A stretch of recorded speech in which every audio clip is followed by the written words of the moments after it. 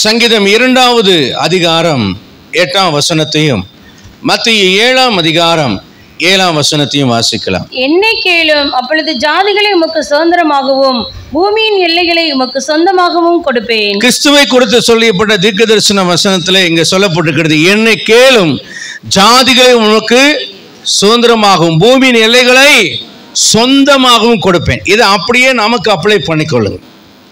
கிறிஸ்து இயேசுவுக்குள்ளாக அவர் பெற்றுக்கொண்ட அத்தனை ஆசீர்வாதங்களுக்கும் நாம் சொந்தக்காரர்கள்.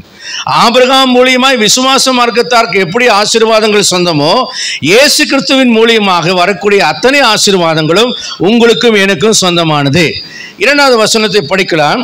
இது எப்படி சொந்தம் என்பதை டைரக்டா பார்க்கலாம். மத்தேயு 7ஆம் அதிகாரம் 7ஆம் வசனத்தை படிக்கலாம். அப்பொழுது உங்களுக்கு கொடுக்கப்படும். கேளுங்கள், அப்பொழுது உங்களுக்கு கொடுக்கப்படும். கேளுங்கள், அப்பொழுது உங்களுக்கு கொடுக்கப்படும். இன்னைக்கு நான் பேச போகிற தலைப்பு என்னன்னா, 3 காரியங்கள் பேசணும். ஆனா இன்னைக்கு ஒரு காரியத்தை மட்டும் பேசுகிறேன். Ask and talk. Ask and talk. 2வது ask and walk. Ask and walk. 3வது ஆஸ்க் அண்ட் யுவர் டாஸ்க். 3 தலைப்பு, 3 வாரங்கள் பேசுவேன், நேரம் இல்லாதனால. இன்றைக்கு நாம பேச போகிறது ஆஸ்க் அண்ட் டாக். கர்த்தருடைய நாமத்திற்கு மகிமை உண்டாவதாக. எஸ்தர் புத்தகம் 5ஆம் அதிகாரம் 3ஆம் வசனத்தில் வாசிக்கிறோம். ராஜாத்தியாக எஸ்தர் அகஸ்வேரு ராஜாவின் இடத்துல போகும்போது பொற்செங்கோலை நூட்டி அவன் சொல்லுகிறான், ராஜாத்தியே, உன் மன்றாட்டு என்ன, உன் வேண்டுதல் என்ன? ராஜ்யத்தின் பாதி மட்டும் கேட்டாலும் அது உனக்கு கொடுக்கப்படும். ராஜாவா இருந்தாலும் ராஜ்யத்தில் பாதி தான் தருவேன்னு சொல்றான். 1 ராஜாக்கள் 3ஆம் அதிகாரம் 5ஆம் வசனத்துல ஒரு ராஜா ஆண்டவரிடத்துல வருகிறான். ஆண்டவர் அவனை பார்த்து கேட்கிறார், நீ விரும்புகிறது என்ன என்று கேட்கிறார். அப்போ அவன் கேட்கிறான், கர்த்தர் அதை அவனுக்கு கொடுக்கிறார். கேளாததையும் ஆண்டவர் அவனுக்கு கொடுக்கிறதாக சாலமோன் ராஜாவினுடைய காரியத்தில் நாம் பார்க்கிறோம். இப்போ நாம பார்க்க போற ஒரு காரியம் என்னவென்றால், கேட்க வேண்டும், பேச வேண்டும். அல்லேலூயா. ஆண்டவரிடத்தில் கேட்க வேண்டும். அடுத்ததாக நாம் பேச வேண்டியவைகளை பார்த்து நாம் பேச வேண்டும். முதலாவதாக நாம் என்ன கேட்க வேண்டும் என்று பார்த்தா, நியாயாதிபதிகள் புஸ்தகத்தில் 1ஆம் அதிகாரம் 14-15 வசனத்தில் கேட்கிறதுல ஒரு அற்புதமான ஒரு மகளை குறித்து நாம் பார்க்கிறோம். வாசிக்கலாம்.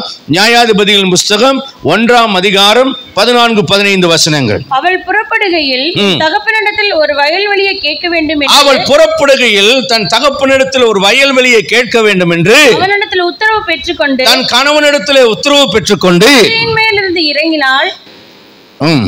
காலேப் அவளை நோக்கி, உனக்கு என்ன வேண்டும் என்றான். காலேப் கேட்கிறான், தகப்பன் கேட்கிறான். அவனுடைய மகள் பேரு அக்சால். அக்சாலை பார்த்து கேட்கிறான், உனக்கு என்ன வேண்டும்? தகப்பன் கேட்கிறான், உனக்கு என்ன வேண்டும்? அப்பொழுது அவள் எனக்கு ஒரு ஆசீர்வாதம் தர வேண்டும். எனக்கு ஒரு ஆசீர்வாதம் தர வேண்டும். என்ன சொல்றான்? ஒரு ஆசீர்வாதம். கணவன்கிட்ட என்ன சொல்றான்? ஒரு வயல்வெளியை கேட்க வேண்டும். கணவன்கிட்ட உத்தரவு. இப்போ அப்பா கிட்ட என்ன சொல்றான்? என்ன கேட்டா, எனக்கு ஒரு ஆசீர்வாதம் தர வேண்டும். அப்ப நாம என்ன கேட்கணும்? நம்ம என்ன கேட்கணும்? ஆசீர்வாதம் வேண்டும் என்று கேட்க கற்றுக்கொள்ள வேண்டும். அல்லேலூயா. சில பேர் சொல்லுவாங்க, போதும் என்ற மனதனுக்குரிய தேவபக்தியை மிகுந்த ஆதாயம் சொல்லியிருக்கு, அதனால நான் இந்த கூரை வீட்டிலேயே காலத்தை ஓட்டிக்கிறேன், ரப்பர் செருப்பையே நான் போட்டுக்கிறேன், இந்த ஓட்ட சைக்கிளே ஓட்டுகிறேன் என்று சொல்வது அல்ல. நாம் வளர வேண்டும். ஆவிக்குரிய வாழ்க்கையில வளர வேண்டும், பொருளாதாரத்தில் வளர வேண்டும், ஞானத்தில் வளர வேண்டும், சரீர பிரகாரமான வளர்ச்சியில வளர வேண்டும். வளர்ச்சி, அடுத்த எல்லைகள், பெருக்குதல், உயர்வு, மேன்மை, மகிமை, கனம், இவைகள் எல்லாம் எதற்காக கொடுக்கப்படுகிறது என்றால், கிறிஸ்து இயேசுவுக்குள்ளாக நாம் பூர்ணப்படுவதற்காக கொடுக்கப்பட்டிருக்கிறது. ஆகவே நாம் கேட்க வேண்டும், ஆசீர்வாதத்தை தர வேண்டும் என்று நாம் கேட்க வேண்டும். அல்லேலூயா. வாசிங்க. வறட்சியான நிலத்தை எனக்கு தந்தீர். இப்ப அவர் சொல்லுகிறார், வறட்சியான நிலத்தை. நிலம்ங்கிறது என்ன? ஒருமை, அதாவது சிங்குலர். அதாவது நம்ம இலக்கண ரீதியாகவும் வேதத்தை படிக்கணும். இவ சிங்குலர்ல சொல்றா, அப்பா எனக்கு வறட்சியான நிலத்தை கொடுத்துட்டீங்கப்பா, நீர்ப்பாய்ச்சலான நிலங்களையும் எனக்கு தர வேண்டும் என்றார். என்ன சொல்றா? நீர்ப்பாய்ச்சலான நிலங்களையும் தர வேண்டும். நீர்ப்பாய்ச்சலான நிலத்தையும் தர வேண்டும் என்றுதான் சொல்லணும். அவ என்ன சொல்றா? இப்ப பன்மையில சொல்றா, எனக்கு வறட்சியான நிலத்தை கொடுத்த அதுக்கு பதிலா நீர் பாய்ச்சலான நிலத்தை கொடுக்கணும்னு கேட்கறக்கும் இவன் என்ன சொல்றான்னா நிலங்களையும். அப்போ கேளுங்கள் தரப்படும், கேட்கலைன்னா அது கிடைச்சிருக்காது, வறட்சியான நிலத்தோடு போகணும். இன்னைக்கு நிறைய பேர் வறட்சியா இருக்கீங்க. ஏன் வறட்சியா இருக்கீங்க? நீங்க கேட்க மாட்டேங்கிறீங்க, உங்களுக்கு தரிசனம் இல்லை. உங்களுக்கு என்ன வேண்டும் என்று தெரிந்திருந்தாலும் ஒரு சோம்பேறித்தனமோ அல்லது ஒரு ஞானமற்ற தன்மையோ அல்லது நீங்க அந்த விசுவாச குறைவோ ஏதோ ஒரு லேக்னஸ் உங்க வாழ்க்கையில நீங்க இருக்கிற இடத்துல தேங்கி போன தண்ணீர் மாதிரி, தேங்கி போன குட்டை மாதிரி ஒரே லெவல் இருக்கீங்க. யாராவது உங்களை அவர் பார்த்து முட்டாள் என்று சொல்லிட்டா ஆமா நான் முட்டாள் தான் பேசாம இருக்கிறீங்க. யாராவது உங்களை பார்த்து சோம்பேறின்னு சொல்லிட்டா ஆமா நான் சோம்பேறின்னு படுத்துக் கொள்றீங்க.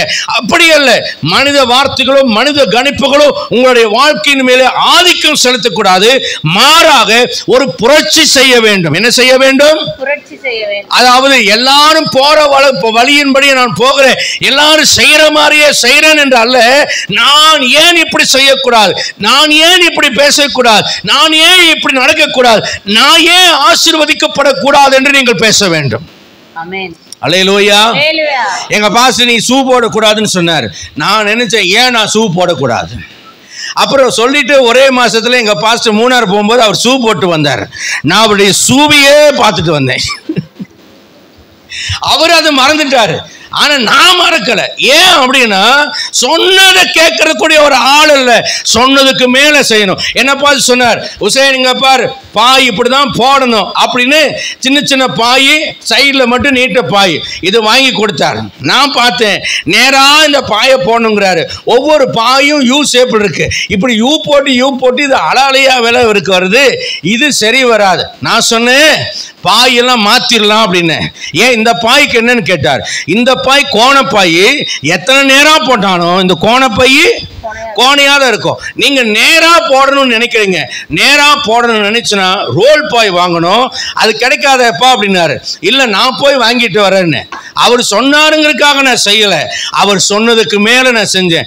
அவர் காசு கொடுத்தாரு, மார்க்கெட்டுக்குள்ள போனேன், ஹோல்சேல் கடை எங்க ஏறி இறங்கி வெயில அலைஞ்சு ஒரு நன்னாரி சர்பத்தையும் குடிச்சிட்டு பாசிட்டு 5 ரூபாய்க்கு கணக்கு சொல்லிக்கலான்ட்டு குடிச்சிட்டு ஏறி இறங்கினேன். கண்டுபிடிச்சேன் இவ்வளவு வேணும் அவ்வளவு வேணும்னு அவங்ககிட்ட பேரம் பேசினேன். அவன் ஆசைப்பட்டு சரிப்பா ரேட்டை குறைச்சு கொடுத்தான். பேரம் பேசி ஆர்டர் கொடுத்து ஒரு வாரம் கழிச்சு அந்த பாய் வாங்கினேன். அடுத்த வாரம் சர்ச்சில் நீட்டமா 3 பாய், இந்த பக்கம் நீட்டமா 3 பாய், நடுவில் அழகா மேட்டை. அந்த அறிவோடு தான் இங்கேயே இவங்களுக்கு ட்ரைனிங் கொடுத்து நேரா கோணையாம தான் சத்தம் போடுவேன் சிவா ரெபேக்காவை. இது ஏன் இப்படி கோணையா இருக்கு, இதையே ஒழுங்கா செய்யலைன்னா உங்க வாழ்க்கை எப்படி இருக்கும் அப்படின்னு கேட்பேன். அவங்க நினைச்சுவாங்க இவனுக்கு செஞ்சு கொடுக்கறதே பெருசு, இவனுக்கு செய்யறதே பெருசு, இதுல வேற நம்மளை மிரட்டலான சம்பளம் கொடுக்குறவனாட்டான்னு நினைச்சிருப்பாங்க. ஆனா எங்க சபையில அதை ஒழுங்குக்கிரமமா செஞ்சு பழகினேன். எங்க பாஸ்டர் வந்தா பார்த்தாரு, இதலோரம் அவருக்கு ஒரு சிரிப்பு. அப்படின்னா அவருக்கு பெருமை சந்தோஷம் வந்துருச்சு, திருப்தி ஆயிட்டாருன்னு அர்த்தம். எல்லாத்தையும் மாத்தினேன். ட்ரம்மை வச்சு டொக்கு டொக்குன்னு அடிச்சுட்டு இருந்தாங்க. நான் சொல்லி எங்க அம்மாட்ட சொல்லி, பெண்கள் குழுவா இருக்கிறீங்களே நீங்க ஏதாவது ஒன்று செஞ்சு பணத்தை சம்பாரிச்சு கொடுங்க, நாங்க மியூசிக் இன்ஸ்ட்ருமெண்ட் வாங்குறோம். எனக்கு இசையில் ஆர்வம், ஆனால் எதையுமே வாசிக்க தெரியாது, வேடிக்கை பார்க்க தான் தெரியும். ஆனா எனக்கு எதுவுமே தெரியலன்னு நான் சும்மா இருக்கல. இசை வாசிக்க தெரிஞ்ச பசங்களை கூப்பிட்டு சாயந்தரம் பாட்டு பாடலாம் வாங்கன்னு அவங்கள வர வைக்கிறதுக்காக கோயம்புத்தூர்ல கிருஷ்ணா பேக்கரியில தேங்காய் பண்ணு ரொம்ப சூப்பரா இருக்கு, எங்க வீட்டுக்கு கீழே இருக்கும், பிரிசிலா கூட தெரியும். அந்த தேங்காய் பண்ணை வாங்கி அதை கொண்டு வரும். அந்த தேங்காய் மண்ணு எங்க பாஸ்டர்மா போற டீ சூப்பர் காம்பினேஷன். அந்த தேங்காய் மண்ணுக்காக 4 பேர் மியூசிஷியன், அதில் தான் மேக்ஸ்வெல் முதற்கொண்டு எல்லாரும் இருப்பாங்க. அப்போ அவங்க 4 பேர் வந்தாலும் அதை வேடிக்கை பார்க்க 2 பேர் வந்தான். அப்புறம் நாங்கள் யோசித்தோம், மாதம் 2 மாதம் தொடர்ந்து வந்தோம், ஏன் ஒரு யூத் மீட்டிங்காக கன்வெர்ட் ஆகக்கூடாது, யூத் மீட்டிங் ஸ்டார்ட் பண்ணோம். யூத் மீட்டிங் ஸ்டார்ட் பண்ணோன்னு அடுத்தது வருஷத்துக்கு ஒரு தடவை யூத் ப்ரோக்ராம் ஏன் பண்ணக்கூடாதுன்னு யோசித்தோம். பணம் வேணும்னு யோசித்தோம், இன்ஸ்ட்ருமெண்ட் வேணும்னு யோசித்தோம். பாஸ்டர் காசு தரமாட்டாரு, அவர் ட்ரம்மே போதும் பாரு அப்படின்னு யோசித்தோம். அவர்கிட்ட ஏன் காசு கேட்கணும், ஞாயிற்றுக்கிழமை முடிச்சோன்னே ஒரு நன்கூட நோட் எடுத்துகிட்டு போய் எல்லாத்திட்டையும் காசு வசூல் பண்ணுவோம். முதல்ல ஒரு ட்ரிபிள் காங்க வாங்கணும் கன்வென்ஷனில், ரெண்டாவது ஒரு 5000 ரூபாய்க்கு சின்னோண்டு பொம்மை கீபோர்டு வாங்கி வச்சோம். அதுக்கப்புறம் எங்கள் வீட்டிலேருந்து வசூல் பண்ண பணம் எங்கள் அப்பா போட நன்கூட இதெல்லாம் போட்டு கொச்சியில் எங்கள் அப்பாவை கூட்டிகிட்டு போய் வெஸ்லி மேக்ஸ்வெல் போய் பேஸ் கிட்டார் லீட் கிட்டார் வாங்கிட்டு வந்து அது வாசித்தோம். அதுக்கப்புறம் பெரிய போர்டு வாங்கினோம். இப்போ சபையில் ஒரு எழுப்புதல், மலைக்கு ஒதுங்கின வாலிபனையெல்லாம் கவர் பண்ணிட்டோம். சும்மா இசைக்கருவியை பார்த்து வேடிக்கை பார்த்த வாலிபனையெல்லாம் போய் நான் வலுக்கட்டாயமாக அவர்களோடு பேசி அவர்களிடத்துல ஆசை வார்த்தை காட்டி தேங்காய் பண்ண கொடுத்து டீயை கூப்பிட்டு அன்பா தோளில் கை போட்டு என் ஃப்ரெண்டுன்னு சொல்லுவேன். எனக்கு யாருன்னே தெரியாது, பக்கத்துலேயே உட்கார வச்சுக்குவேன். ரசிக்கப்பட்டு விட்டான். இப்படி அநேகர் ரசிக்கப்பட்டாங்க. சபையில் எழுப்புதல் வந்தது, கூட சேர்ந்தது. ஒரு தனி மனிதனாக நான் செய்த விஷயம் வெளியே யாருக்குமே தெரியாது, அது மறைவான காரியம். ஆனால் நாம் எல்லாரும் இருக்கிறாங்க, நாமளும் இருப்போம். எல்லாரும் செய்யறாங்க, நாமளும் செய்வோம். செய்யக்கூடாது. ஏதாவது do something different from others. மற்றவர்களை விட வித்தியாசமாக எதையாக நாம் செய்ய வேண்டும். ஏனென்றால் தேவன் நம்மோடு கூட இருக்கிறார். ஆசீர்வாதமான காரியங்கள், உயர்வான காரியங்கள், புதுமையான காரியங்கள், மேன்மையான காரியங்கள் என்று எதையாக செய்யணும். எனக்கு ரொம்ப கூச்சம், யாருடையும் பேச மாட்டேன், சிரிக்கவே மாட்டேன், யாருடையும் பழக மாட்டேன். ஆனா ஆண்டவர் முதல்ல அவைகளிலிருந்து என்னை வெளியே கொண்டு வந்தார். கேட்கக்கூடிய ஒரு மகனாக என்னை மாற்றினார். வெக்கப்படாம பேசினேன், வெக்கப்படாம கேட்டேன். என்னுடைய வாழ்க்கையில் அநேக முன்னேற்றங்களை நான் பார்க்கிறேன். அல்லேலூயா. என் அன்புக்குரிய அருமையான கர்த்தருடைய பிள்ளை, இவள் தகப்பனிடத்தில் கேட்கிறார். போதும் என்று அவள் கடந்து போகவில்லை. எனக்கு போதாது, நீ வறட்சியானதை கொடுத்திருக்கிற, ஆனால் எனக்கு நீர் பாய்ச்சலானது வேணும். எனக்கு ஒன்றுதான் கொடுத்திருக்கிற, எனக்கு நிறைய கொடு என்று கேட்டாள். அங்கே அவள் கேட்டால், அவள் பெற்றுக்கொண்டாள். காரணம் என்னவென்றால் அவள் பெயர் அக்சால். அக்சால் என்றால் ஏங்லட் என்று பொருள்படும். ஏங்லட் என்றால் காலில் போடுறாங்க பாருங்க சிலம்பு, அந்த சிலம்பு ஒலிக்க திரிகிறான் போடுறாங்க இல்லையா, கொலுசு, அந்த கொலுசு என்று பொருள்படும். இது எதை குறிக்கிறதாக இருக்கிறது என்று கேட்டால், ஒரு பெண் வருகிறாள் என்றால், ஒரு வீட்டில் ஒரு பெண் கொலுசு போட்டிருக்கிறானா, அந்த கொலுசு சத்தம் நெருங்கி வருகிறது என்றால், இப்போ என் புட்டு வந்து கொலுசு போட்டிருக்கான்னு வச்சுக்கோளுங்களேன், என் புட்டு பாப்பா வர்றா, என் சின்ன மகள் வருகிறாள் என்று அது அவளை அடையாளப்படுத்தும். அவள் நெருங்கி வருகிறதை அடையாளப்படுத்தும். அவள் எவ்வளவு தூரத்தில் இருக்கிறாள், எவ்வளவு சமீபமா இருக்கிறாள் என்று வெளிப்படுத்தும். அது அவளை அடையாளப்படுத்துகிறது. அது அவளுடைய பிரதிநிதியாக நான் வந்து கொண்டிருக்கிறேன் என்று பேசுகிறது. அதனால பழமொழி சொல்லுவாங்க, யானை வரும் பின்னே மணி ஓசை வரும் முன்னே. இது எதற்கு ஆவிக்குரிய வாழ்க்கையில் ஓமானமாய் நம்ம சொல்லலாம் என்றால், நம்முடைய வாழ்க்கை பேசப்படுகிற ஒரு வாழ்க்கையா இருக்க வேண்டும். யாலேபினுடைய வாழ்க்கை பேசப்படுகிற வாழ்க்கையா இருந்தது. என்னாகமம் புத்தகத்தில் நாம படிக்கும்போது காலேபுடைய வாழ்க்கையில சொல்லப்படுகிறது. அங்கே காலேபு ஜனங்களை யோசுவாக்கு முன்பாக மோசேக்கு முன்பாக ஜனங்களை அமர்த்தி 14ஆம் அதிகாரம் என்று நினைக்கிறேன், வாசிக்க வேண்டிய நேரம் இல்லை. அவன் சொல்றான், எல்லாரும் துர்ச்செய்தியை சொல்லும் போது அவன் சொல்றான், வாங்க நம்ம எளிதாய் போய் சுதந்தித்துக் கொள்ளலாம் என்றான். ஏனென்றால் அவன் விசுவாச வீரனாய் இருந்தான். அல்லேலூயா. நல்லவர் அல்லேலூயா சொல்லுங்க. விசுவாசம் உள்ளவனுக்கு எப்பொழுதும் சவாலான ஆசீர்வாதங்கள் அவனுக்கு பிடிக்கும். இன்னைக்கு நம்முடைய சபையில கர்த்தர் உங்க பிள்ளைய டாக்டர் ஆக்குவான்னு சொன்னா, உங்களுக்கு விசுவாசம் இல்லாவிட்டா உங்களுக்கு அது வராது. ஆனா விசுவாசம் இருக்குமானால் நீங்கள் அந்த சவாலை ஏற்றுக்கொள்வீர்கள். கலெக்டராக உங்க பிள்ளை கலெக்டர் ஆகணும்னு சொன்னா, ஆமென், கர்த்தர் அப்படியே செய்வாராக. விசுவாசியுங்கள், கர்த்தர் செய்ய வல்லவர். உங்கள் முன்னே நான் அதற்கு உதாரணமா இருக்கிறேன். அல்லேலூயா. அல்லேலூயா. அல்லேலூயா. அவர் இல்லாதவைகளை இருக்கிறவர்களை போல அழைக்கிற கர்த்தரா இருக்கிறார். இன்றைக்கு நான் எப்படி பேச வேண்டும், என் சத்தம் எப்படி பேச வேண்டும், என் விசுவாசத்தை வெளிப்படுத்துகிற சத்தத்தை நான் பேசுகிறவனா இருக்க வேண்டும். ஏன் ஆண்டவர் என்னை கேட்க சொல்கிறார் என்றால், யோவான் 16ஆம் அதிகாரம் 24ஆம் வசனம் சொல்கிறது, வாசிங்கள், என் நாமத்தினாலே நீங்கள் எதை கேட்டாலும் உங்கள் சந்தோஷம் நிறைவா இருக்கும்படி அதை பெற்றுக் கொள்வீர்கள். அல்லேலூயா சொல்லலாமா? புதிய ஏற்பாட்டில் சொல்கிறார், ஆண்டவராக இயேசு கிறிஸ்து சொல்கிறார், பிதாவாகிய தேவன் சொல்கிறார், என்னை கேளும், ஜாதிகளை உனக்கு சுதந்திரமாகவும் பூமி நிலைகளை உனக்கு சொந்தமாக கொடுப்பேன். பரம காரியங்களையே கொடுக்க வல்லவராய் இருப்பாரானால் ஒரு இடத்தை தராம இருப்பாரா, ஒரு வீட்டை தராம இருப்பாரா? யோவான் 16:24 கர்த்தர் தெளிவா சொல்கிறார், கேளுங்கள், என் நாமத்தினாலே கேளுங்கள், உங்கள் சந்தோஷம் நிறைவாய் இருக்கும்படி பெற்றுக்கொள்வீர்கள். இது மனுஷன் சொன்ன வார்த்தை அல்ல, என் தெய்வம் ஆண்டவராக இயேசு கிறிஸ்து சொன்ன வார்த்தை. அல்லேலூயா. இந்த வார்த்தைக்கு வேற விளக்கம் தேவையில்லை, அந்த வார்த்தைக்கே அதுதான் விளக்கம். சந்தோஷம் கேட்கணும்.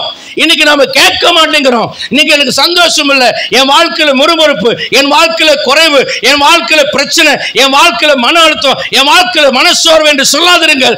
அப்படிலாம் வரும் பொழுது உடனே போங்க. என் மனைவி நேற்றைக்கு கூட இடத்துல சொன்னாங்க, எனக்கு கவலை வரும், உடனே நான் போவேன், ஆண்டவரிடத்துல ஜெபம் பண்ணிட்டு, ஆண்டவரே நீர் பார்த்துக்கொள்ளுன்னு சொல்லிட்டு வந்துடுவேன். ஆமென். பிலிப்பியர்ல கூட அப்படித்தான் வாசிக்கிறோம், உங்கள் விண்ணப்பங்கள் எல்லாம் ஸ்தோத்திரத்தோடு கூட ஜெபத்தினாலும் வேண்டுதனாலும் தேவனுக்கு தெரியப்படுத்துங்கள், அப்பொழுது எல்லா புத்திக்கு மேலான தேவ சமாதானம் உங்கள் இருதயங்கள் உங்கள் சிந்தைகளை கிறிஸ்து இயேசுவுக்குள்ளே காத்துக்கொள்ளும். எப்படிப்பட்ட மருமக வருவாளோ, எப்படிப்பட்ட மருமகன் வருவானோ, என் மகனுக்கு வேலை என்னாகுமோ, என்னோட பிள்ளையுடைய எதிர்காலம் என்னாகுமோ, என்னுடைய கணவனுடைய வேலை என்னாகுமோ, உடல் நலம் என்னாகுமோ, என் மனைவிக்கு ஹார்ட் வந்து டட ஹார்ட், அதாவது என்ன சொல்லலாம், பழைய இரும்பு கடைக்கு போக வேண்டிய ஹார்ட். உண்மைத்தான் சொல்லுகிறேன். என் மனைவி சொன்னாங்க, பெருமையாக ஒரு பெரிய அற்புதமான ஒரு சாட்சியை சொன்னாங்க. சதாப்தி எக்ஸ்பிரஸில் கோயம்புத்தூர்லேருந்து என் மனைவியும் பெரிய மகளும் வந்து கொண்டு வந்தார்களாம். இவர்கள் ஒவ்வொரு மாத்திரையாக டேபிளை எடுத்து வைத்தார்களாம். எடுத்து வைத்துட்டு அந்த மாத்திரையை எடுத்து போடும்போது பக்கத்தில் அந்த பக்கம் சீட்டில் ஒரு பொண்ணு அவங்க அம்மா கூட வந்து இப்படியே பார்த்துட்டு இருந்துச்சான். இவங்க மாத்திரை அள்ளி போடும்போது அப்படின்னு பார்த்தாங்களா.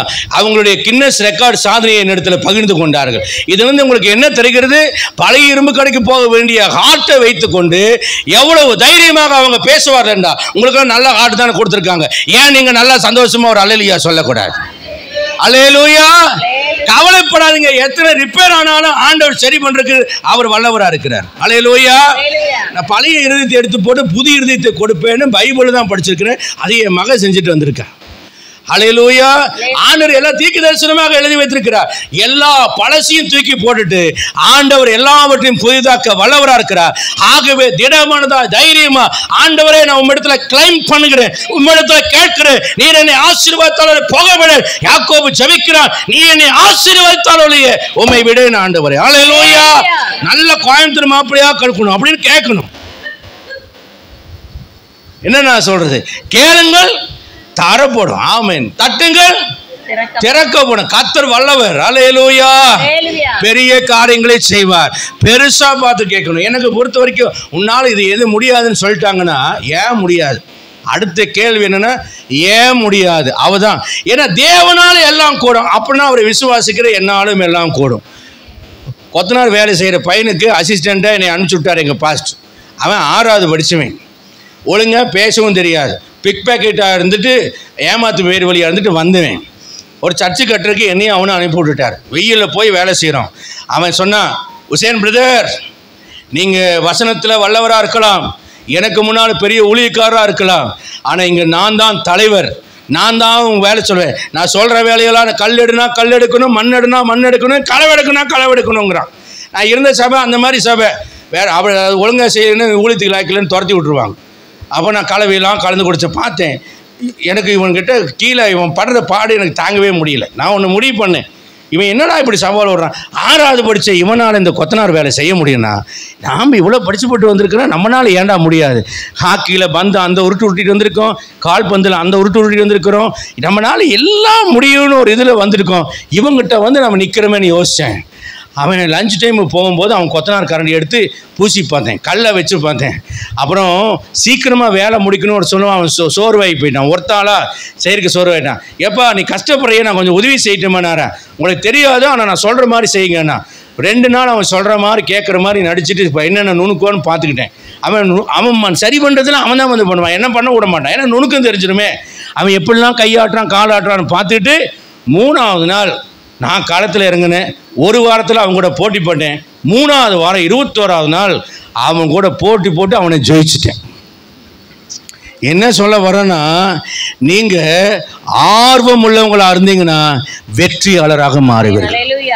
அது வந்து சாக்கடையை கழுவுற வேலையாக இருந்தாலும் பரவாயில்ல, பாத்திரம் கழுவுற வேலையாக இருந்தாலும் பரவாயில்ல, இல்லை அது விமானம் ஓட்டுற வேலையாக இருந்தாலும் பரவாயில்ல, இல்லை சர்ஜரி பண்ணுற வேலையாக இருந்தாலும், என்ன சொல்ல வரும்னா தேவன் நம்மோடு இருப்பார், ஆனால் நம்மால் கூடாத காரியம் ஒன்றுமே இராது.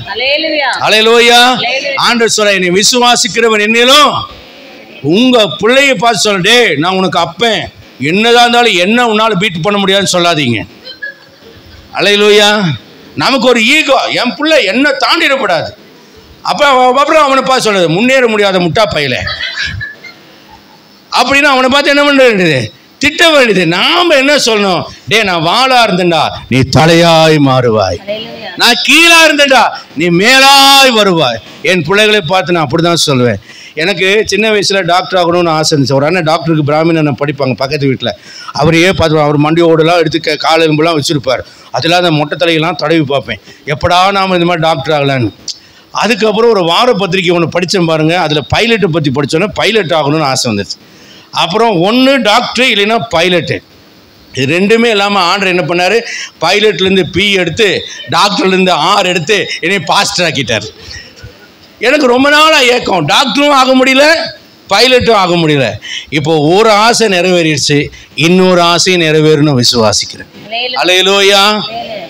ஏனென்றால் நாம் சவாலான காரியத்தை ஆண்டவரிடத்துல கேட்டா ஆண்டவர் அதை செய்ய வல்லவராக இருக்கிறார். வறட்சியானதை கொடுத்துட்டாங்கன்னா அதோட போனீங்கன்னா நம்முடைய வாழ்க்கையில எல்லாம் நம்ம வறட்சியை தான் பார்க்கணும். ஒத்துக்காதீங்க. ஏன் வறட்சியை ஏற்றுக்கொள்ள வேண்டும்? ஏன் பட்டினி கிடக்கணும்? ஏன் கஷ்டப்படணும்? ஏன் ஓட்டக்காரில் வரணும்? ஏன் நைந்து போய் கிடக்க வேண்டும்? ஆவிக்குரிய வாழ்க்கையானாலும் உலக பிரகாரமான வாழ்க்கையானாலும் நீங்கள் ஐ ஷுட் பி நம்பர் 1 என்று நீங்கள் நினைக்கணும். நான் தான் முதன்மையில் இருக்க வேண்டும், நான் தான் முதலாளா இருக்க வேண்டும். அதுக்காக முன்னாடி பாருங்க பொறாமப்படக்கூடாது, அது வேற தப்பான விஷயம். ஆனா நான் முன்னணியில் வரணும்னு சொல்றது தப்பான விஷயமே இல்லை. அவன் ஏன் முன்னால போனான்னு நினைச்சாதான் அது தப்பான விஷயம். நான் முன்னால வரணும்னு நினைக்கிறது எதுவுமே தவறான விஷயம் அல்ல.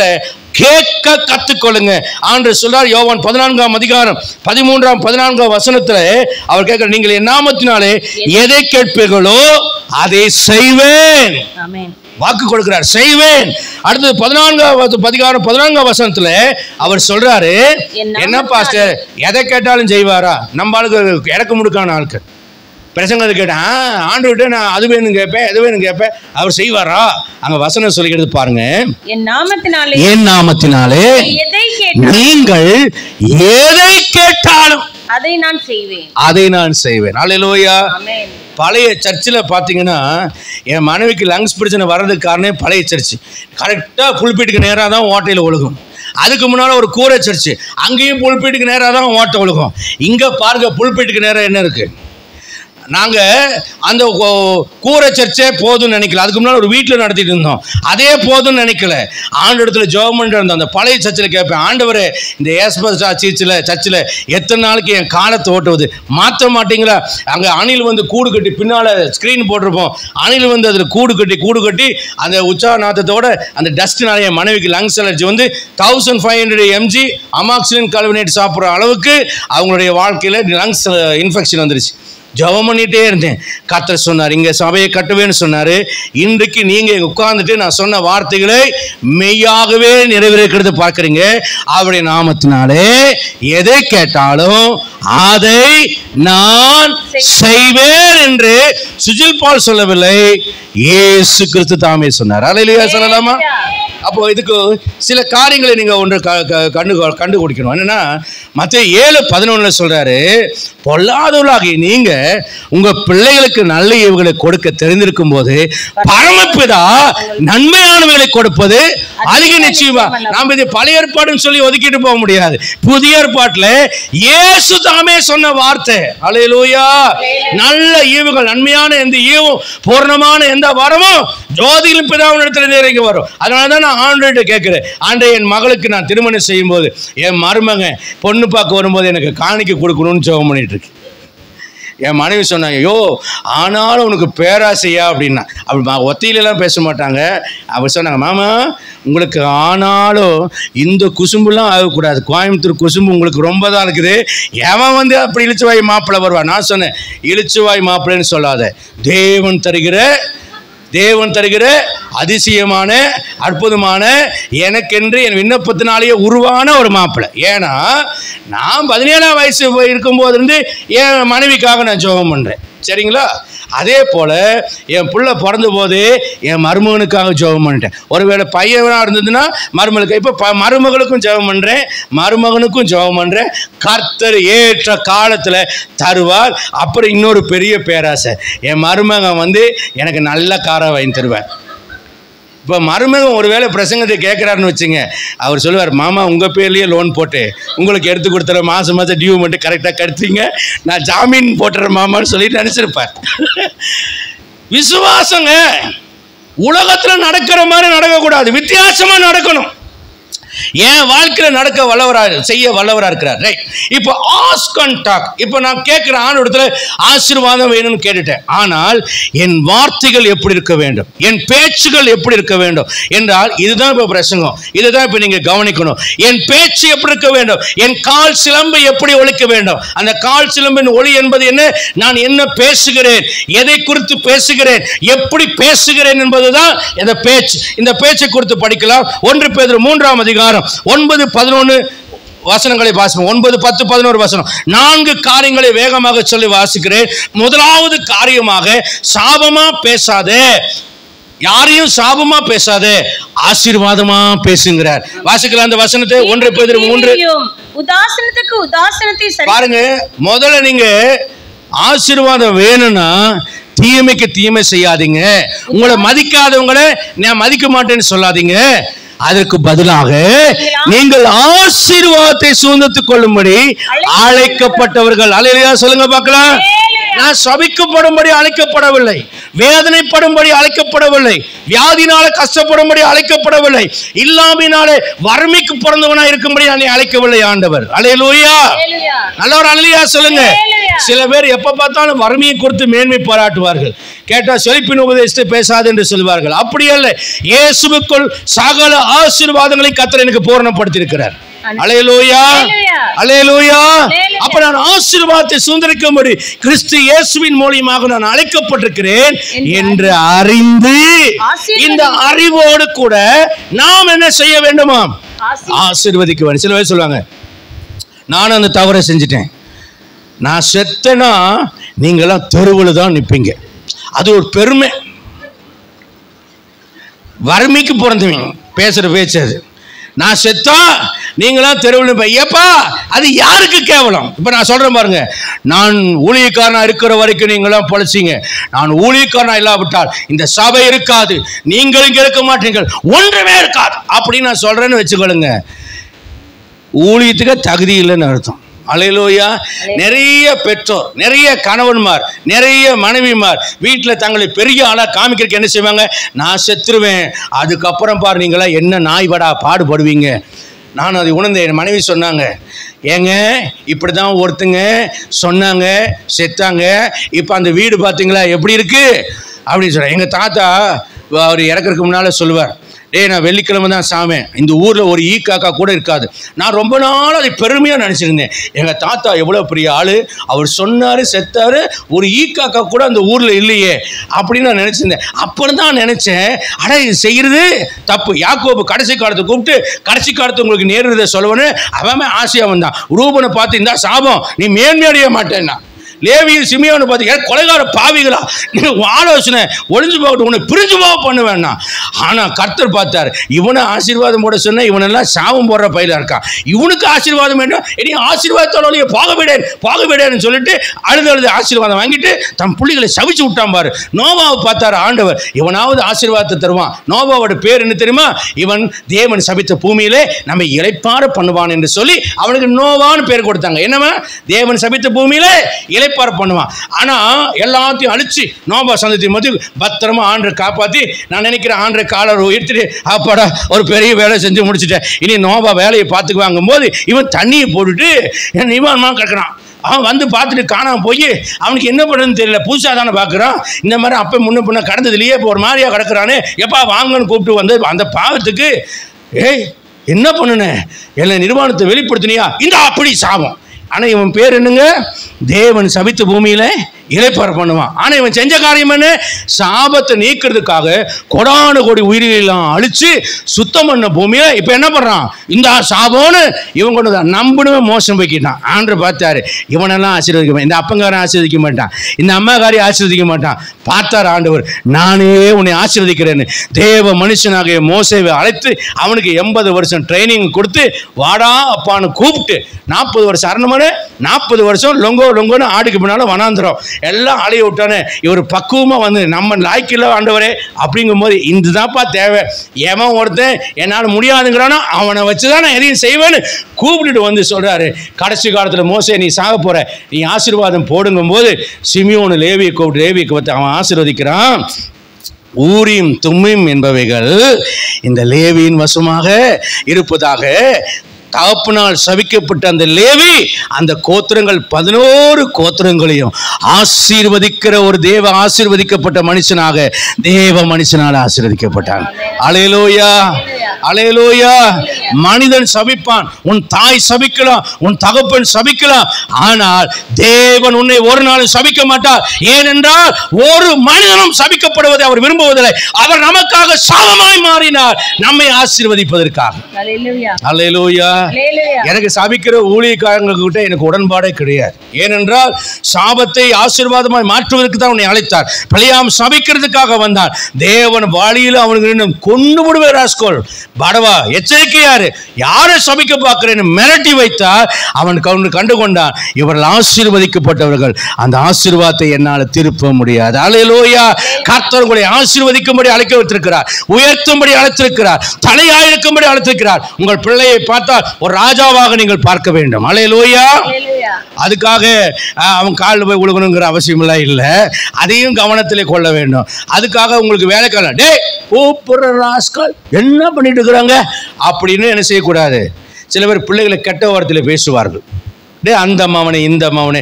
நம்ம பரிசுத்தவான்கள் தான், ராபோதனை எடுத்திருக்காங்கல்ல, நம்ம பரிசுத்தவான்கள் தான் அப்படிலாம் பேசுவாங்க. அன்பான பரிசுத்தவான்களே, உங்களுக்கு அன்பான வேண்டுகோள், இந்த சாபமான வார்த்தைகளை உங்கள் வீடுகளிலே உங்கள் பிள்ளைகளை மேலே வைக்காதிருங்கள். நீங்கள் வைத்தாலும் ஆண்டவர் அதை தொடச்சிருந்துட்டு வழியிலே கழுதிக்கு முன்பாக தேவதூதனை பட்டயத்தோடு அனுப்பி வைப்பார். 2 வீலரில் போகும்போது உளுந்து எந்திரிச்சு வருவீங்க, அப்படி இப்படி இப்படின்ட்டு தான் வருவீங்க. ஒரு கோணையா என்னன்னு கேட்டா, வாயில கோணையான வார்த்தை பேசின உங்களே ஆண்டவர் கொஞ்சம் சரிபடுத்திடுவார். ஜாக்கிரதை. அல்லேலூயா.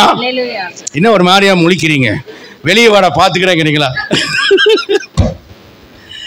சாபங்களை பேசுகிற வாய், சாபங்களை பேசுகிற ஊழியன். என் வாழ்க்கை எங்க ஒரு சபையில அந்த பாஸ்டர் எப்ப பார்த்தாலும் வராத, உன்னை வராதங்கிறேன், ஓடி போங்கிறேன், இங்க இருக்காது. சபையில பல விசுவாசி ஓடி போயிடுச்சு. சமீபத்தில் அவருடைய மகனை பார்த்தேன். சபை விட்டு போன விசுவாசிகளெல்லாம் தேடி தேடி பேசுகிறார். ஏனென்றால் இவர் வராதன்னு சொல்லி சபையெல்லாம் காணாமல் போயிடுச்சு. இப்போ ஏன் வருகிறாய், உன்னை வர வேண்டாம் தானே சொல்றேன். எல்லாம் இப்போ வாங்கன்னு கூப்பிட எவனும் வர மாட்டேன்றான். ஏன்னா வராதன்னு சொன்னீங்கன்னா வராது, இல்லை இல்லை இல்லைன்னு சொன்னா அது இல்லாம போயிடும். நாம என்ன சொல்ல வேண்டும்? இல்லாதவைகளை இருக்கிறவர்களாக அழைக்கிற. என் மனைவி கேட்பாங்க, ஏன் இவ்வளவு சத்தமா பிரசங்கம் பண்ணீங்க? நம்ம டீச்சர் இருந்தாங்க, இறந்துட்டாங்க, நல்ல தாய், அவங்களுக்கு ஹார்ட் பேஷண்ட்டு.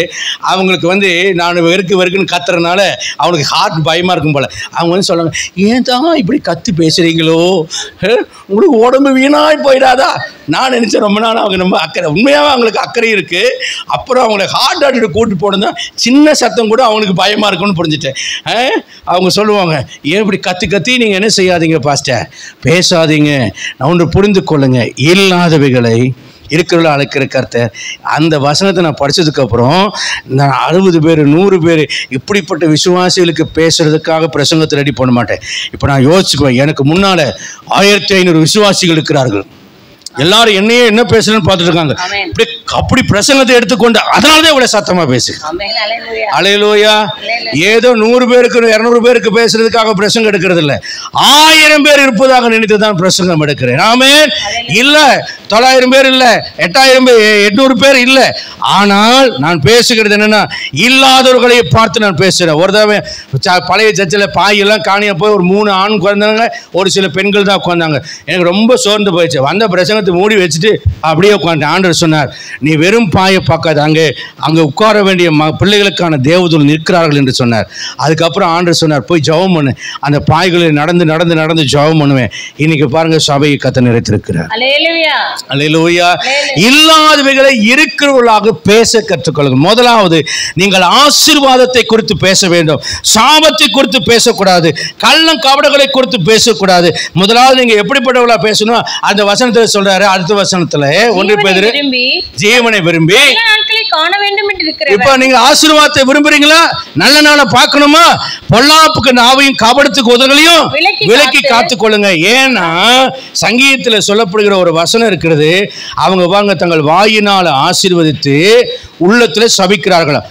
சங்கீதத்துல 62ஆம் சங்கீதம் 4ஆம் வசனத்துல வாசிங்க. சங்கீதம் 62:4. அவனுடைய மேன்மையிலிருந்து அவனை தள்ளும்படிக்கு அவர்கள் ஆலோசனை பண்ணி அபத்தம் பேச விரும்புகிறார்கள். தங்கள் வாயினால் ஆசீர்வதித்து உள்ளத்தில் சபிக்கிறார்கள். இதைத்தான் செய்யாதீங்கன்னு சொல்றாரு ஆண்டவர். நீங்க நல்லாதான் இருப்பீங்கன்னு நாசமா போக மாட்டேங்கிறானே மனசுக்குள்ள. அது மைண்ட் வைஸ் என்ன, வாயில என்ன சொல்றாங்க, நீ உங்களுக்கு என்ன குறை, ஆண்டவர் உங்களை நல்லா ஆசீர்வச்சிருக்காரு, இன்னும் ஆசீர்வாதமா இருப்பீங்க. நாசமா போனவனே, இன்னும் நாசமா போகாம இருக்கிறியே. வாயில ஆசீர்வாதம், மைண்ட் வைஸ்ல சாபம். அப்ப ஆண்டவர் சொல்றாரு, நீங்க ஆசீர்வாதம் பெறணுமா, சாபத்தை உள்ளத்திலையும் சொல்லாத, வாயிலையும் சொல்லாத. உங்க மனைவியை சபிக்காதீங்க, உங்க பிள்ளைகளை சபிக்காதீங்க. கோபம் வரும், கோபம் வந்தா கர்த்தர் உன்னை தலையாக்குவாராக அப்படின்றீங்க. கர்த்தர் உங்க பிள்ளை ஃபெயில் மார்க் வாங்கிட்டு வருதா, நீ எல்லாம் விளங்குவியா, நீ எல்லாம் சோத்த திங்கிறியா, அப்புறம் மிச்சம் மீதி நீங்க fill in the blanks. அதாவது நீங்க உங்களுக்கு தான் நல்லா தெரியுமே வழக்கமா என்ன பேசுவீங்களோ, டேய் நான் நாய் படா பாடுபட்டு பேயா அலைஞ்சு பிசாசு அலைஞ்சு அதனால தான் உங்க பையன் விளங்க மாட்டேங்கிறான். நீங்க தேவதூதனா அலைஞ்சாதானே ஆசீர்வதிக்கப்படும். நீங்க என்ன சொல்லுங்க, நான் நாயா அலைகிறேன்னு. நீங்க நாயா அலையணும், மனுஷனா அலையுங்க, தேவ மனுஷனா அலையுங்க. நாயா அலையறனாலதான் எதுவும் கிடைக்க மாட்டேங்குது. உங்க பிள்ளைகிட்ட பேச அவன் நினைச்சுக்குவான், உன்னை யாரையா நாயா அலைய சொன்னா. ஜெபம் பண்ணுங்க, ஆண்டவரை கேளுங்க. என்ன சொல்லணும் பிள்ளைகிட்ட, எப்போ கர்த்தர் உன்னை ஆசீர்வதிப்பார், நீ ஆசீர்வதிக்கப்பட்ட பாத்திரம், நீ மேன்மையானவன். இந்த தரங்கட்ட காரியங்களை பேசாதே, தரமில்லாத காரியங்களை செய்யாதே. நான் என் பிள்ளைகளுக்கு சொல்லுவேன், நீ ராஜா. ராஜா என்னைக்கும் கீழ்த்தரமான காரியங்களை பார்க்க மாட்டான், பேச மாட்டான். அவன் முன்னால முதுகு திருப்பிட்டு கூட யாரும் போகக்கூடாது. ஏன்னா ஃப்ரெண்டு தான் முன்னால் தான் பார்க்கணும். அதுவும் அவங்க அப்படியே இப்படி குனிஞ்ச வாக்கில் பின்னால் போகணும். நாமலாம் ராஜாக்களை போல அசுத்தமானதை பார்க்கக்கூடாது, அசுத்தமானதை பேசக்கூடாது, அசுத்தமானதை செய்யக்கூடாது. அல்லேலூயா. அப்போ முதல்ல ஆசீர்வாதமானதை நீங்கள் பேசணும். கபடு பொல்லாப்பு இதெல்லாம் பொய் பித்தலாட்டத்தில் நாம் பேசக்கூடாது. ரெண்டாவது, நான் வேகமாக போகிறேன், நேரம் இல்லை, ஆனால் சுருக்கமாக வேகமாக சொல்லிட்டு போகிறேன். ரெண்டாவது, விசுவாசமான வார்த்தைகளை பேசணும். என்னாகும் 14:30 காலேபு சொல்லுகிறான், ஜனங்களை அமர்த்தி நாம் எளிதாய் சுதந்திரத்துக் கொள்ளலாம். காலேபை பற்றி வேதம் சொல்லுகிறது, உத்தமமாய் இருந்தான், விசுவாசமாய் இருந்தான், கர்த்தரை உத்தமமாய் பின்பற்றினவனாய் இருந்தான். அப்போ என்னாகும் 14:30 அதை வாசிக்கிறோம். இப்போ சங்கீதம் 116 9-10 வசனத்தை படிங்க. சங்கீதம் 116 9-10. நான் கர்த்தருக்கு முன்பாக ஜீவனுள்ளோர் தேசத்திலே நடப்பேன், விசுவாசித்தேன், ஆகையால் பேசுகிறேன், நான் மிகவும் வருத்தப்பட்டேன். 9ஆம் வசனம், நான் கர்த்தருக்கு முன்பாக ஜீவனுள்ளோர் தேசத்திலே நடப்பேன். கர்த்தருக்கு முன்பாக ஜீவனுள்ளோருடைய தேசத்திலே நடப்பேன். சில பேர் சொல்லுவாங்க, இன்னும் கொஞ்ச நாள்ல நான் செத்து போயிடுவேன், அதுக்கப்புறம் நீங்க என்ன பண்ணுவீங்க?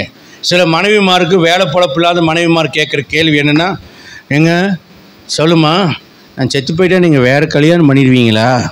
இதில் என்ன சந்தேகம்? நானாக இருந்தால் அப்படி தான் கேட்பேன். நீ வாழாமல் நீ சாகணுங்கும் போது நான் வாழணும்னு ஆசைப்படுறேன், அப்படி இன்னொரு கல்யாணம் பண்ண தான் செய்யணும். வீட்டில் பாருங்கள் எப்படி அடி விழுக போகுதுன்னு அர்த்தம். எப்போ பார்த்தாலும் நெகட்டிவாக பேசுறது. நான் செத்து போயிடுவேன், எனக்கு இங்கே குத்துது அங்கே குத்துது. அவன் வீட்டுக்கு வீட்டுக்கு வர வேண்டிய ஆள் இல்லை, இது பெரிய ஆஸ்பத்திரிக்கு போக வேண்டிய ஆளையை கல்யாணம் பண்ணிட்டு வந்துட்டா, இது எப்போ பார்த்தாலும் இங்கே வலிக்குது அங்கே குத்துது இங்கே. அது புருஷனுக்கு எப்படி இருக்கும்? சல்லியமாக இருக்கும். நல்லா கவனிங்க, புருஷனுடைய அட்டென்ஷனை தன் பக்கம் கொண்டு வர்றதுக்கு தன்னை அழகாக சிங்காரிச்சு கொள்ளலாம், தாளந்துகளை வளர்த்து கொள்ளலாம், விதவிதமான பலகாரங்களை செஞ்சு கொடுக்கலாம். இல்லை அப்படிலாம் செய்கிறது கணவனுக்கு பிடிக்கலைன்னா அவருக்கு என்ன பிடிச்சிருக்குன்னு தெரியும், மனைவிக்கு கண்டிப்பாக தெரியாமல் இருக்காது.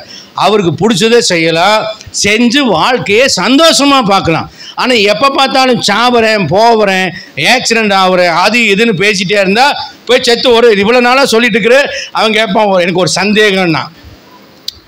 ஆனால் மனைவி கேட்டா, ஐயோ நான் சாவுறேன்னு சொல்கிறனால ரொம்ப கவலைப்பட்டு கலங்கி போய் என்கிட்ட போய் கேட்குறாரோ அப்படின்னு என்னங்கன்னு கேட்டேன். நீ சொல்லிட்டே இருக்கிறான்னு சாக மாட்டேங்கிற, எப்போ சாவேன்னு கேட்டானா. வாழ்வதற்காக வாழ்க்கை. இங்க சொல்ற வசனம் சொல்லுகிறது 2 விசுவாசித்தேன் ஆகையால் பேசுகிறேன் என்றபடி நாங்கள் விசுவாசத்தின் ஆவிய உடையவர்களாய் நாங்கள் பேசுகிறோம். என்ன பேசுறோம்? எந்த சூழ்நிலையில் பேசுறோம்? 2 Corinthians 4:8 சொல்கிறார், எப்பக்கம் நெருக்கப்பட்டும் ஒடுங்கி நான் போவதில்லை. சொல்லுங்க பார்க்கலாம், எப்பக்கம் நெருக்கப்பட்டும் நெருக்கம் வரும். நீங்க என்ன சொல்லணும்? நெருக்கம் வருகிறது, ஆனா நான் ஒடுங்கி போக மாட்டேன்னு விசுவாசத்துல பேசணும். 2வது 9ஆம் வசனம் சொல்கிறது, கலக்கம் அடைந்தும் மனமுறிவடை மாட்டேன். கலக்கம் வருதப்பா, வசனம் சொல்லுகிறது, நீதிமானுக்கு துன்பங்கள் நிறைய வரும், அவனுக்கு கடன் கொடுத்து நியாயமானபடி காரியத்தை நடப்பிக்கிறான். துர்ச்செய்தியை கேட்கறதுனால அவன் பயப்படான், அவன் இருதயம் கர்த்தரை நம்பி திடனாயிருக்கும். அல்லேலூயா.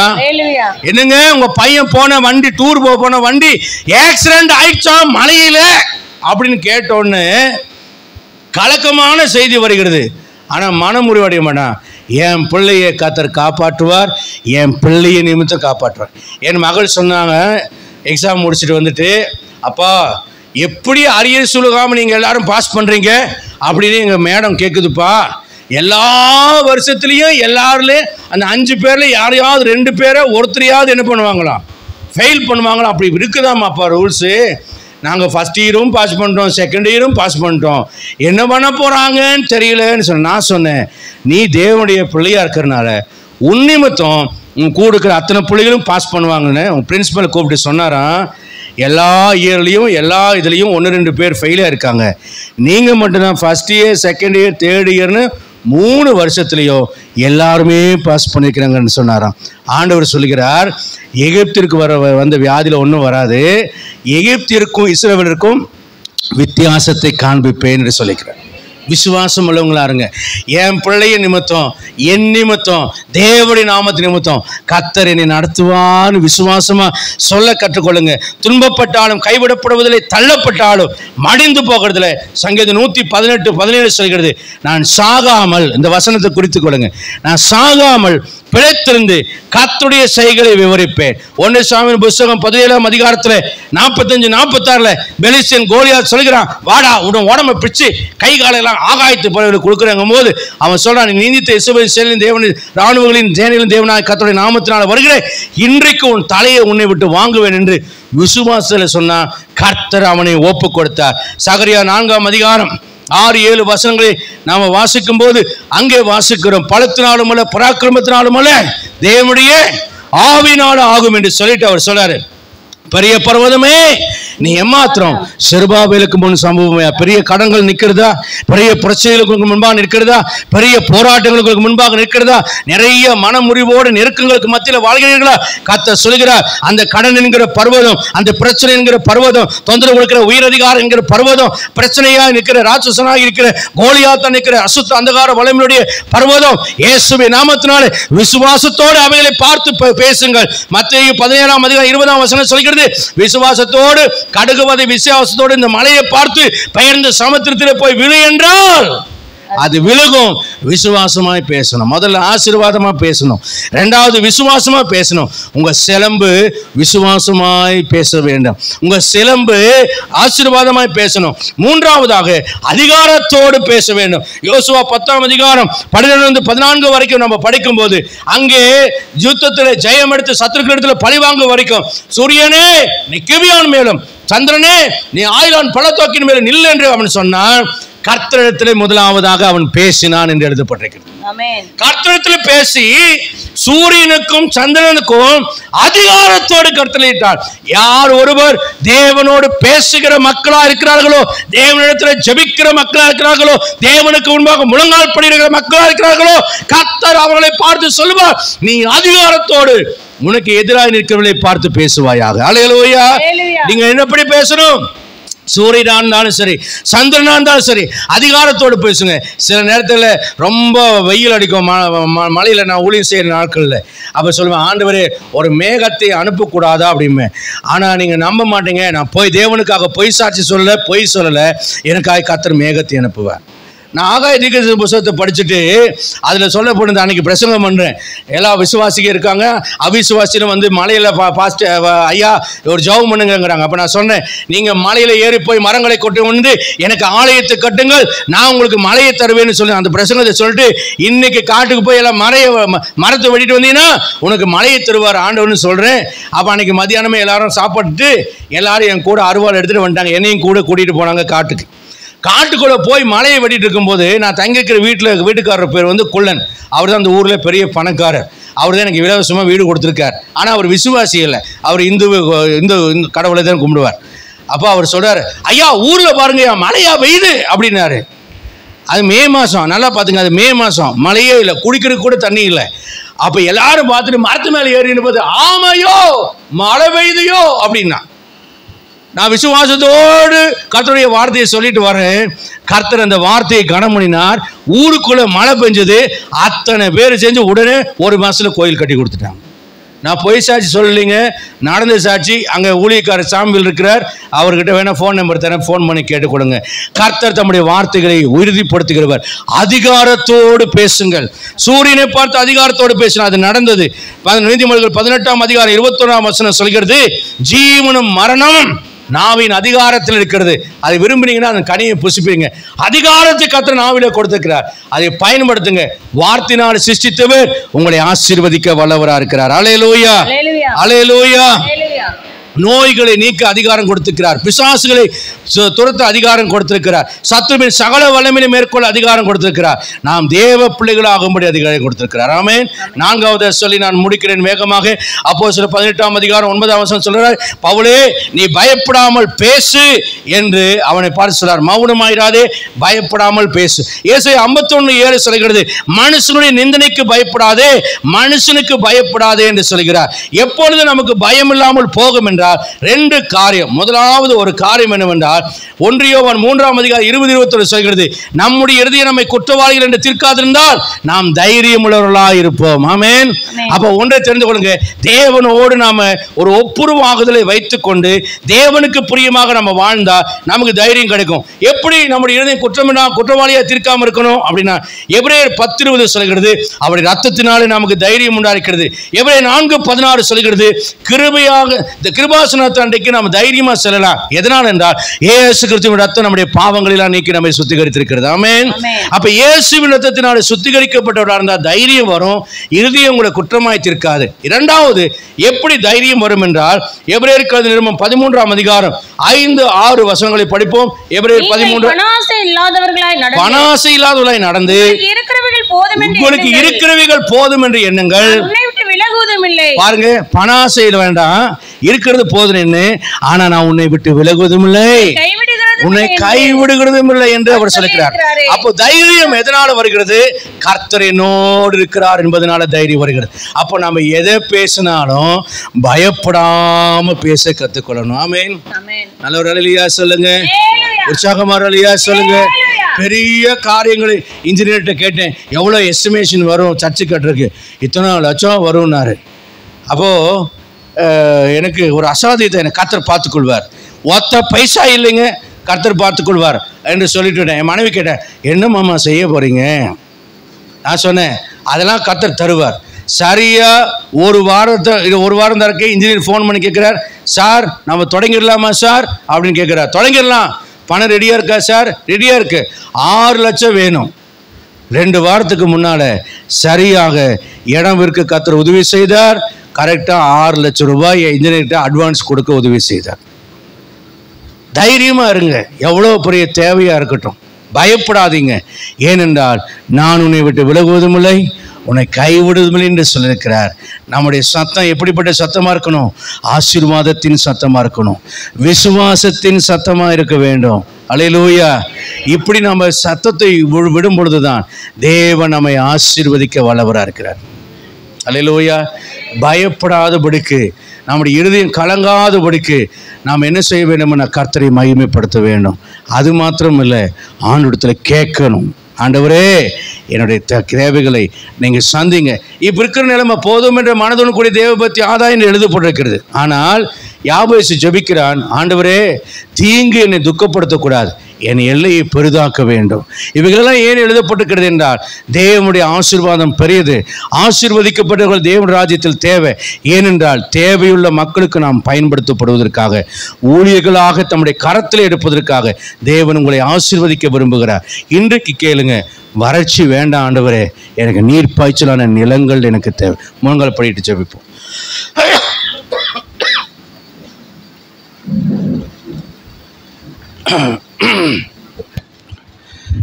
அருமையான தேவனுடைய பிள்ளைகளே, அக்சாலை போல நீங்கள் இன்னைக்கு கேளுங்க, ஆண்டவரே எனக்கு வறட்சி வேண்டாம், எனக்கு நீர் பாய்ச்சல் வேண்டும், எனக்கு வறட்சியான நிலம் வேண்டாம், நீர்ப்பாய்ச்சலான நிலங்கள் எனக்கு வேண்டும். எனக்கு ஒன்றில்லை, எனக்கு நிறைய வேணும் ஆண்டவரே. கேளுங்க, நன்மையான எந்த ஈவும் பூர்ணமான எந்த வரத்தையும் தருவார். பொல்லாதவராகி நாமே நம்ம பிள்ளைகளுக்கு தரும்போது அவர் நமக்கு தர வல்லவராக இருக்கிறார். ஒப்பு கொடுங்க. இன்னைக்கு கர்த்தர் பெரிய காரியங்களை செய்வார். அப்போ நம்முடைய சிலம்பு எப்படி ஒலிக்க வேண்டும்? ஆசீர்வதிக்க அழைக்கப்பட்டிருக்கிறோம். நம்ம எல்லாரையும் ஆசீர்வதிக்கணும். விசுவாசமாய் நாம பேசணும். சாகாமல் பிழைத்திருந்து கர்த்தருடைய செயலை விவரிப்பேன் என்று விசுவாசிக்கிறேன், ஆகையால் நான் மிகுதியும் பேசுகிறேன் என்று விசுவாசத்தோடு பேசணும்.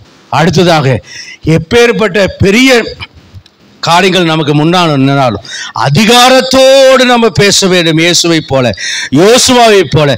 வசனம் சொல்கிற ஒரு மனுஷனுடைய சொல் கேட்ட அந்த நாளை போல அதுக்கு முன்னாலும் இல்லை அதுக்கு பின்னாலும் இல்லைன்னு சொல்லப்பட்டிருக்கிறது.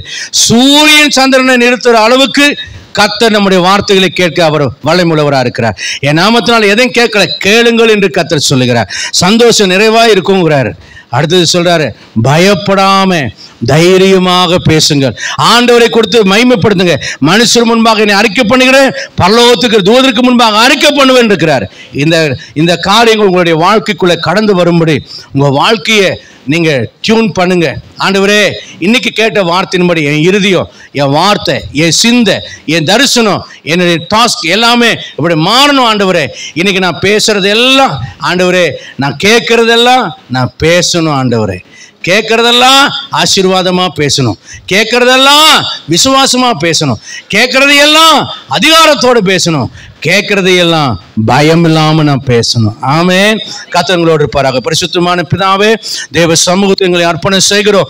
இன்றைக்கு எங்களுடைய நாடி நரம்புகளில், எங்களுடைய ஆவியில, அன்றைய எங்களுடைய ஆத்மாவில் நீங்க தைரியத்தை கொடுத்திருக்கீங்க, நல்ல வார்த்தையை அனுப்பியிருக்கீங்க. இந்த வார்த்தையினால் நாங்கள் கனப்படுத்தப்படுகிறோம், பலப்படுத்தப்படுகிறோம், திடப்படுத்தப்படுகிறோம், உற்சாகப்படுத்தப்படுகிறோம், ஊக்கப்படுத்தப்பட்டு வல்லமையினால் நிரப்பப்பட்டிருக்கிறோம். உணர்ந்த எலும்பாய் நம்பிக்கையற்றவர்களாய் இருந்தாலும் எங்களை சேனைகளாய் நிறுத்தும்படி நல்ல வார்த்தைகளுக்காய் ஸ்தோத்திரம்.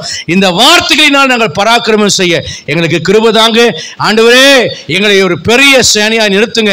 ஆண்டவரே, உம்மால் நான் சேனைக்குள் பாய்வேன், உம்மால் நான் ஒரு மதுரையை தாண்டுவேன் என்று சொல்லி இயேசுவின் நாமத்தினாலே எங்கள் ஆண்டவரால் நாங்கள் பராக்கிரமம் செய்வோம் என்று சொல்லி நாங்கள் செயல்பட எங்களுக்கு கிருபை கொடுங்க.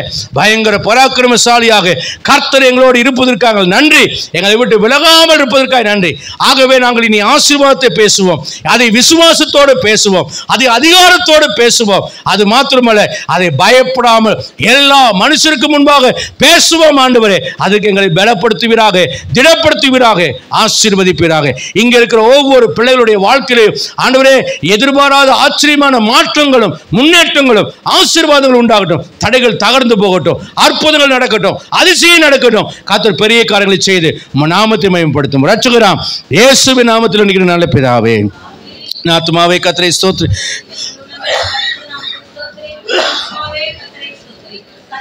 சகல உபகாரங்களையும் மறவாது. ஆமென். நம்முடைய கர்த்தராகிய இயேசு கிறிஸ்துவின் கிருபையும் பிதாவாகிய தேவனுடைய அன்பும் பரிசுத்த ஆவியானவரின் ஐக்கியமும் ஆசீர்வாதமும் சந்தோஷமும் நம் அனைவரோடும் உலகில் சகல பரிசுத்தவான்களோடு இன்றும் மீண்டும் கர்த்தர் திரும்பவும் இருப்பதாக.